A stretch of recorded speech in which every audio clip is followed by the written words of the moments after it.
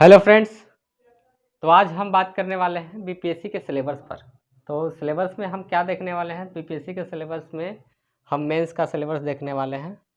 तो मेंस में हम देखने वाले हैं हिंदी सामान्य अध्ययन और सामान्य अध्ययन जीएस पेपर 1, जीएस पेपर 2, यहाँ पे जीएस पेपर 1 और जीएस पेपर 2, और ये ऐच्छिक विषय है जो कि ऑप्शनल। हम इस पर डिटेल से चर्चा करने वाले हैं कि किन से सब्जेक्ट से कौन से कितने क्वेश्चन आते हैं, कहाँ से आते हैं, कौन से सब्जेक्ट से क्वेश्चन आते हैं। आज उसी पे हम बात करने वाले हैं। और ये भी देखेंगे साथ में कि हिंदी से कौन से क्वेश्चन पूछे जाते हैं, कौन से सेक्टर से, वो हम देखने वाले हैं। और चलिए साथ में ये भी देख लेंगे कि स्टैटिक्स का भी क्वेश्चन आते हैं, तो स्टैटिक्स सांख्यिकी। तो चलिए हम डिस्कशन करते हैं सिलेबस पर। आइए। तो फ्रेंड्स, यहाँ पे आप सामान्य हिंदी से आपका 100 अंक का पूछा जाता है, जिसमें कि 3 घंटे का होता है एग्ज़ाम। ठीक है, 100 अंक का होता है जिसमें कि 3 घंटे का एग्ज़ाम आपका होता है। फिर निबंध आपका 30 अंक का होता है, 30 अंकों में लिखना रहता है। ये 30 अंक का होता है निबंध, जिसमें व्याकरण आपका 30 अंक का होता है। फिर वाक्य विन्यास जो होते हैं वो आपको 25 नंबर के होते हैं। फिर संक्षेपण जो होता है वो 15 नंबर का होता है। अब हम देखेंगे यहाँ पे सामान्य अध्ययन पेपर 1 बोले तो जीएस पेपर 1, सामान्य अध्ययन 1, जनरल स्टडी पेपर 1 आज देखने वाले हैं। अब तो ये 300 अंक का होता है। कितना अंक का होता है? तो ये 300 अंक का होता है, जिसमें कि आपको 3 घंटे का समय दिया जाता है और उसमें आपको 8 क्वेश्चन करने हैं। कितने? तो 8 क्वेश्चन करने हैं। अब 8 क्वेश्चन करने हैं तो कहाँ कौन कौन से सेक्टर से क्वेश्चन पूछे जाते हैं, कौन सेक्टर से कितने क्वेश्चन पूछे जाते हैं, वो भी हम बात करेंगे। और आज हम बात करने वाले हैं नॉर्मल डिटेल से कि कौन से सेक्टर से क्वेश्चन पूछे जाते हैं। और मैं अगला वीडियो में मैं बात करूँगा कि जैसे कि राजनीतिक शास्त्र हो गया, ठीक है, जैसे कि भारतीय अर्थव्यवस्था हो गया या भारतीय राज्य व्यवस्था हो गया, तो वो सब सेक्टर से कहाँ से क्वेश्चन पूछे जाते हैं उस पर हम डिटेल से चर्चा करेंगे। लेकिन आज हम सिर्फ देखने वाले हैं विश्लेषण के रूप में एक छोटा सा कि 67 या 68 बीपीएससी में आने वाला मेंस में कि क्वेश्चन कहाँ से पूछे जाते हैं भारतीय राष्ट्रीय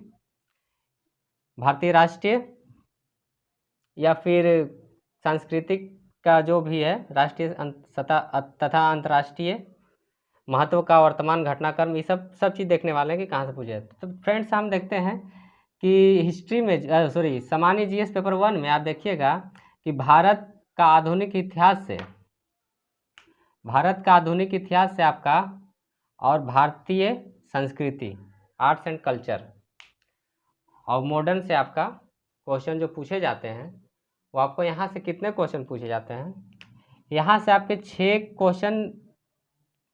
क्वेश्चन आपको वहाँ पे दिए जाएंगे पेपर में, जिसमें से आपको 3 क्वेश्चन करने हैं। ठीक है, और फिर राष्ट्रीय तथा अंतर्राष्ट्रीय, इससे आपको कम से कम 4 क्वेश्चन होते हैं, जिसमें कि आपको 3 क्वेश्चन करने हैं। जैसे कि राष्ट्रीय तथा अंतर्राष्ट्रीय महत्व का वर्तमान घटनाक्रम, तो ये राष्ट्रीय लेवल से, अंतर्राष्ट्रीय लेवल से, इंटरनेशनल लेवल से और नेशनल लेवल से, और आपको बिहार के घटनाक्रम से भी देखने को मिलेगा क्वेश्चन इसमें। तो इसमें कितने क्वेश्चन पूछे जाते हैं? तो 4 क्वेश्चन रहते हैं, जिसमें कि 3 क्वेश्चन आपको करने होते हैं। और सांख्यिकी विश्लेषण से, आरेखन से और चित्रण, ये आपका, इससे आपका देखने को क्वेश्चन मिलेगा। इसमें आपका 4 क्वेश्चन रहेगा, जिसमें कि आपको 2 क्वेश्चन करने हैं। इसमें भी आपको 4 क्वेश्चन रहेंगे, जिसमें 2 क्वेश्चन करने हैं। अब हम बात करने वाले हैं सामान्य अध्ययन पेपर 2 का, जैसे कि GS paper 2, general study paper 2। तो ये भी आपका जो होता है 300 अंक का होता है। इसमें भी कितने समय दिए जाते हैं? तो 3 घंटे समय दिए जाते हैं। अब 3 घंटे समय दिए जाते हैं, उसके अंतराल में आपको कितने क्वेश्चन करने हैं? तो यहाँ पे आप देख सकते हैं कि यहाँ पे 8 क्वेश्चन, तो इसमें भी आपको 8 ही क्वेश्चन करने हैं। लेकिन कौन कौन सेक्टर से कितने क्वेश्चन पूछे जाते हैं तो उस पर हम देखने वाले हैं। तो चलिए हम वो देखते हैं।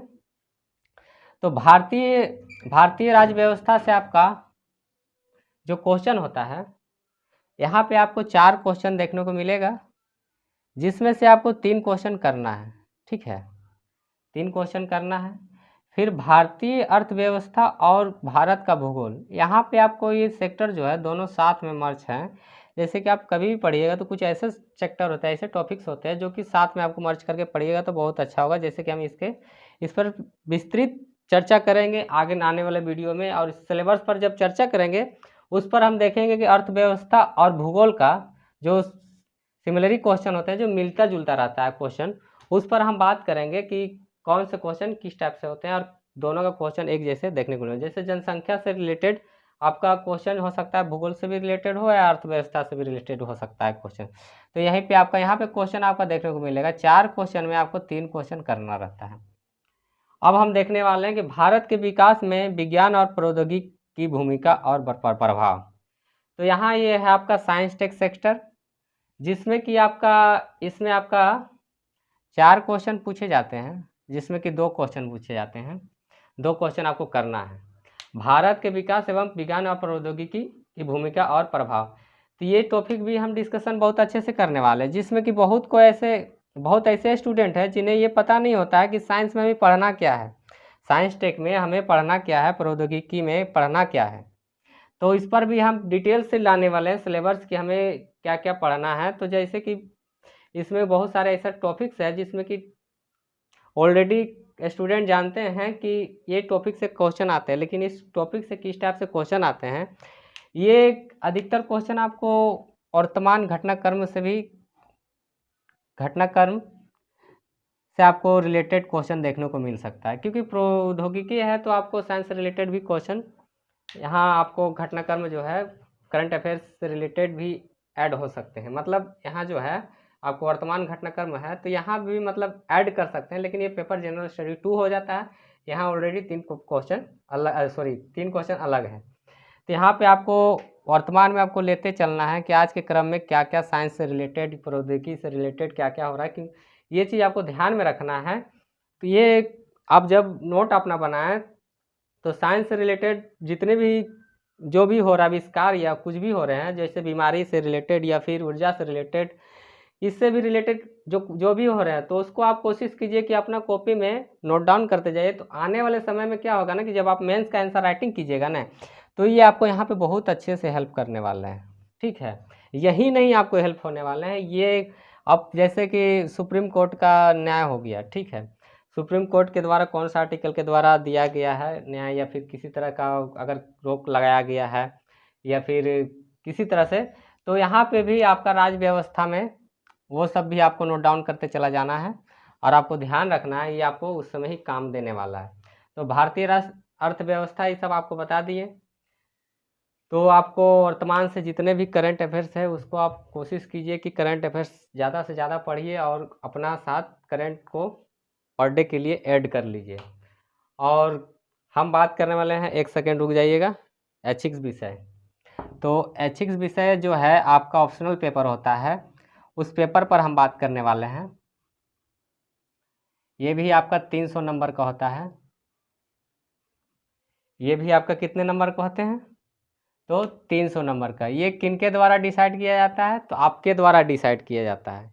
ये क्वेश्चन जो है पेपर जो है आपके द्वारा डिसाइड किया जाता है। जब आप ग्रेजुएशन करते हैं या फिर ग्रेजुएशन करने के बाद आप अगर 12 का स्टूडेंट है तो आप यहाँ पे बहुत ज़्यादा ध्यान फोकस केंद्रित कीजिएगा कि आप 12 का स्टूडेंट है, तो आप अगर एडमिशन ले रहे होंगे तो आप एक डिसीजन कर लीजिएगा कि अगर आप सिविल सर्विस में आना चाहते हैं तो आप अच्छे से एक डिसीजन करके आप अपने सब्जेक्ट को कोशिश कीजिए कि अपने आने वाला समय में अगर सिविल सर्विस में बैठना चाहते हैं तो वही सब्जेक्ट को अपना एक आधार बना लें, या फिर अगर कोई फील्ड आपका अच्छा चॉइस है कि हमको अभी ये करना है उसके बाद सिविल सर्विस करना है, तो आप पे डिपेंड करता है कि आप उस बैकग्राउंड में किस तरह से ढल सकते हैं और किस तरह से आप उसमें हासिल कर सकते हैं। तो फ्रेंड्स ये आप पे है, डिपेंड करता है कि आप पढ़ाई किस तरह से करते हैं, आपको किस तरह से पसंद है, तो उस पर निर्भर करता है आपको। लेकिन आप कोशिश करें कि अपने साथ जो जिस सब्जेक्ट के साथ ज़्यादा जुड़ाव है उसी सब्जेक्ट को आप ऑप्शनल बनाएं, उसी सब्जेक्ट को आप ऑप्शनल बनाएं ग्रेजुएशन के साथ, या फिर किसी टेक्निकल फील्ड से रिलेटेड अगर वो क्वेश्चन वो सब्जेक्ट आपका अगर ऑप्शनल में उपलब्ध है तो आप उसे ले सकते हैं, अन्यथा आप उसे छोड़कर दूसरा सब्जेक्ट को पढ़ाई कर सकते हैं, उस पर ऑप्शनल बना सकते हैं। तो फिर हम बात करते हैं, ये भी आपका 3 घंटा का होता है और ये भी 300 अंक का होता है। इसमें आपका 6 क्वेश्चन पूछे जाते हैं। 6 क्वेश्चन आपको करना है। इसमें आपका 10 से 12 क्वेश्चन शायद आपको देखने को मिलेगा, ध्यान रख लीजिएगा, थोड़ा सा कन्फ्यूजन है यहाँ पे, लेकिन 10 से 12 क्वेश्चन आपको रहेंगे, जिसमें कि 6 क्वेश्चन आपको करने हैं। तो आपको यहाँ से आपको कंप्लीट कर लेना है। अगर आप सिविल सर्विस की तैयारी करना है तो आपको मेहनत तो करना ही पड़ेगा, चाहे जहाँ भी आप जहाँ से भी रह के कर रहे हैं, चाहे घर से कर रहे हैं, चाहे गांव से कर रहे हैं, चाहे कहीं रह के कर रहे हैं या शहर टाउन से कर रहे हैं, तो आपको ये अगर सिविल सर्विस में आए हैं तो आपको मेहनत तो करना ही पड़ेगा। बिना मेहनत का आपका सिविल सर्विस नहीं होने वाला है। ये बात नहीं है कि आपको 12 घंटा पढ़ना है तो 24 घंटा पढ़ना, लेकिन पढ़ना है ज़रूर। आप चाहे 8 घंटा पढ़ रहे हैं तो रेगुलर पढ़िए, अगर आप 9 घंटा पढ़ रहे हैं, 10 घंटा पढ़ रहे हैं तो रेगुलर पढ़िए।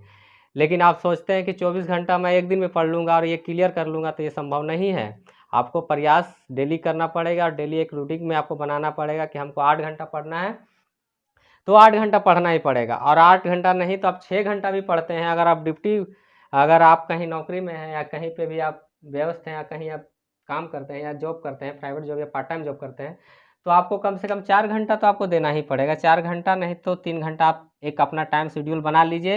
एक समय आता है, उस समय आप देखिएगा कि अपने समय को एक बलवान बनवा लीजिए, बलवान बन जाइएगा। उस समय आपका एक अच्छा खासा नॉलेज हो जाएगा और उस समय आप सिविल सर्विस में तैयारी कर सकते हैं। थैंक यू फ्रेंड्स, वीडियो को वॉच करने के लिए।